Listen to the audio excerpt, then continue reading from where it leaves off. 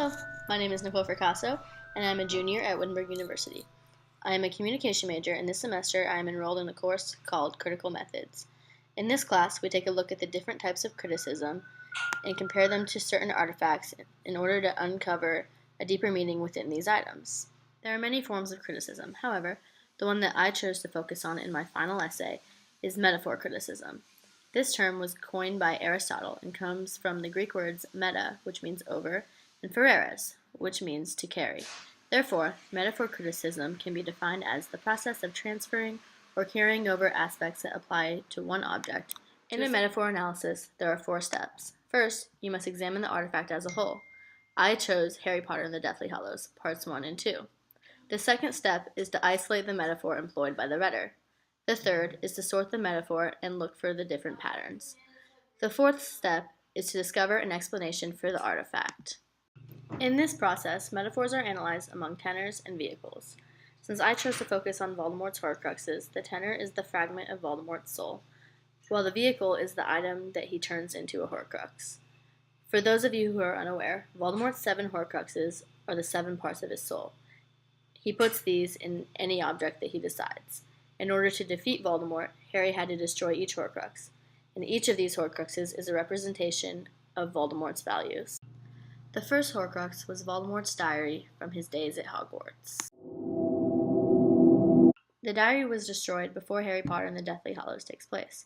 In Harry Potter and the Chamber of Secrets, Harry destroys the diary with a basilisk fang.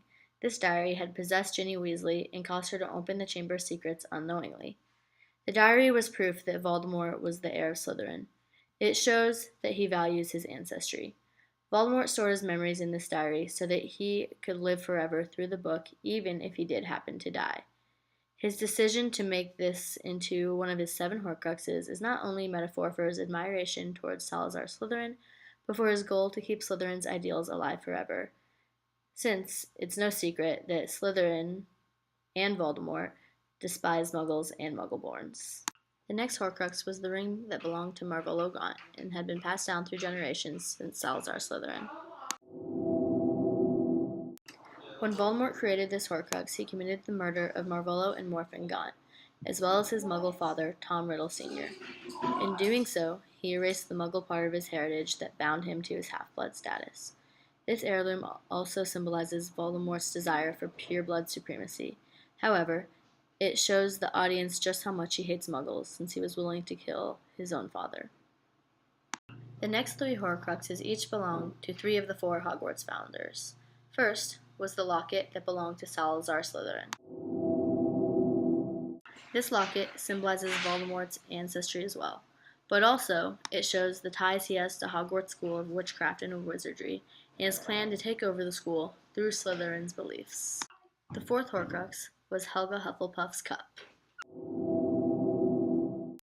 According to Hepzibah Smith, who was a distant relative of Helga Hufflepuff herself, this cup is supposed to possess all sorts of powers. If there's one thing we know that Voldemort values more than his ancestry, it's power.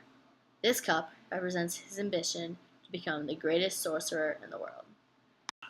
The 5th Horcrux was the lost item, which belonged to Rowena Ravenclaw. According to Ravenclaw students, nobody has seen this item in living memory.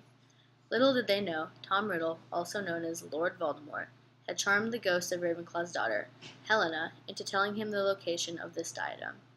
Afterwards, he made it one of his Horcruxes to show the power that Slytherin had over the House of Ravenclaw. More importantly, this diadem is a metaphor for the 13 years that Voldemort spent in Albania, powerless and vulnerable. People questioned whether he was still alive, similar to the way that they questioned if the diadem still existed. Another Horcrux was Voldemort's pet snake, Nagini. Nagini was the closest thing that Voldemort ever had to a friend. Nagini represents Voldemort overall. Since people tend to associate snakes with evil, it makes sense that Voldemort would choose to contain part of his soul in one. Nagini represents Voldemort the most because he himself is a snake. This simply means that he is sneaky and manipulative. He also happens to look like a snake. Lastly, Harry Potter himself was the Horcrux that Voldemort never intended to create. After Voldemort heard the lines from the prophecy, "Neither can live while the other survives," he knew that Harry might possess the power to kill him. Death was Voldemort's biggest fear. In a way, Harry represents Voldemort's fear of death, which is why he spent the last 17 years of his life trying to kill him, and ultimately, why he created all of these Horcruxes. Before I began to study communication, I would look at these 7 Horcruxes and think that Voldemort chose those because they were the 6 most meaningful objects to him, minus Harry Potter, of course. Since I began studying communication, I have been able to dig deeper into the mystery that is Tom Marvolo Riddle and discover the reasons as to why he is so evil and what his choosing of these 7 Horcruxes has to say about him. This can be applied to more than just Harry Potter. Metaphor criticism is everywhere. You just have to look for it. Thank you for your time. I hope you enjoyed my video.